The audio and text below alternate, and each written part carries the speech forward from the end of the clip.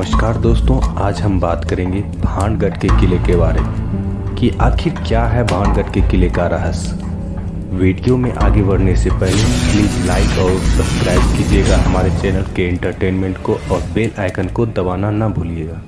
दोस्तों, यह किला राजस्थान के अलवर ज़िले में पड़ता है। इसे भारत के सबसे भूतिया जगहों में से एक माना जाता है। इस किले को 16वीं शताब्दी में आमेर के राजा भगवंत दास के द्वारा बनवाया गया था। एक समय था जब ये किला काफ़ी खुशहाल हुआ करता था, लेकिन समय को शायद ये मंजूर नहीं था।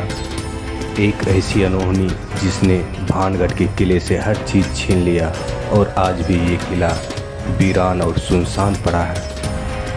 इस किले की जुड़े तथ्य की माने तो बताया जाता है कि इस किले में रत्नावती नाम की बेहद सुंदर राजकुमारी रहती थी, जिनकी खूबसूरती का चर्चा दूर दूर तक था।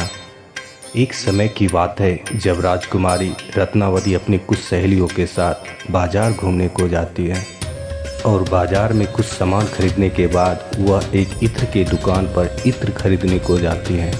इतने में दुकान के पास खड़े एक तांत्रिक की नज़र राजकुमारी रत्नावती पर पड़ती है, जिसका नाम सिंघिया स्योड़ा था। राजकुमारी को देखकर तांत्रिक बहुत ही मोहित हो गया और उसके मन में राजकुमारी को पाने की अभिलाषा जागने लगी। तभी तांत्रिक सिंघिया स्योड़ा ने चुपके से एक इत्र के बोतल में काले जादू का मंत्र पढ़कर डाल दिया। दरअसल तांत्रिक सिंघिया स्योड़ा काली विद्या का प्रचंड जानकार था। उसने राजकुमारी के इत्र में सम्मोहन मंत्र का उपयोग किया, जिसके उपयोग से राजकुमारी रत्नावती न चाहते हुए भी तांत्रिक के वश में हो जाती। इत्र खरीदने के कुछ देर बाद ही राजकुमारी और उनकी सहेलियां किले की तरफ लौटती हैं। तभी तांत्रिक सिंघिया स्योड़ा राजकुमारी का चुपके से पीछा करने लगता है। रास्ते में कुछ देर चलने के बाद राजकुमारी की एक सहेली, जो कि तांत्रिक द्वारा इत्र पर किए गए काले जादू को दुकान पर करते देख लेती है, उस बात को राजकुमारी को बताती है। दरअसल दुकान पर तांत्रिक के डर से वह सारी बातें राजकुमारी को नहीं बता पाती है। तभी राजकुमारी सारी इत्र की बोतलें एक एक कर नीचे फेंक देती है और बोतल एक पत्थर से टकराकर टूट जाता है। बोतल टूटते ही सारी इत्र पत्थर के टुकड़े से जा लगती है। इधर तांत्रिक सारी बातें छुप कर देख रहा होता है। कहते हैं मंत्र का असर इतना था कि जैसे ही इत्र पत्थर के ऊपर लगा तो पत्थर अपने आप ही लुढ़कते हुए तांत्रिक की तरफ जाने लगा और जाते जाते तांत्रिक के ऊपर जा गिरा, जिससे तांत्रिक बहुत घायल हो गया और मरते मरते एक श्राप राजकुमारी और वहाँ के रहने वाले नगरवासियों को दे गया। यहाँ कोई जिंदा नहीं बचेगा और सब दिन के लिए ये किला वीरान बनकर रह जाएगा और सभी की आत्मा इसी किले के अंदर भटकती रहेंगी। इधर तांत्रिक के मौत के कुछ दिन बाद ही एक रहस्यमयी तरीके से राजकुमारी और नगरवासियों की मौत हो जाती है। तभी से ये किला वीरान और सुनसान होकर रह जाता है। स्थानीय लोगों का मानना है कि आज भी किले के अंदर चीख पुकार और पायल की झनकार जैसी आहट सुनाई देती है।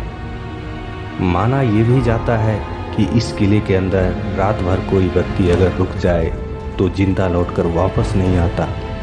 इसलिए यहाँ की सरकारें भी रात में यहाँ रुकने पर पाबंदी लगा रखी है।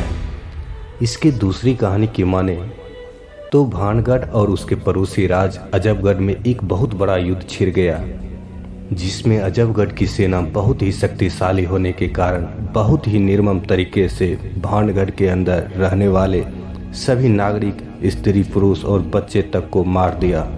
और इसी लड़ाई में राजकुमारी की भी मौत हो जाती है, जिसके बाद आज भी उन सभी की आत्मा इस किले के अंदर भटकती रहती है। इस किले में घूमने गए कई व्यक्तियों के गायब हो जाने की बातें भी कई बार सामने आई, जिसके बाद यहाँ रहने वाले आसपास के व्यक्तियों के लोग यहाँ आसपास कुछ होने का एहसास सुनाई देता है और कई लोग इसे छोड़कर कहीं दूर बसने चले गए। आशा करते हैं हमारी दी गई जानकारी आपको अच्छी लगी होगी। इसी तरह के इंटरेस्टिंग फैक्ट जानने के लिए लाइक और सब्सक्राइब करें हमारे चैनल के एंटरटेनमेंट को। धन्यवाद।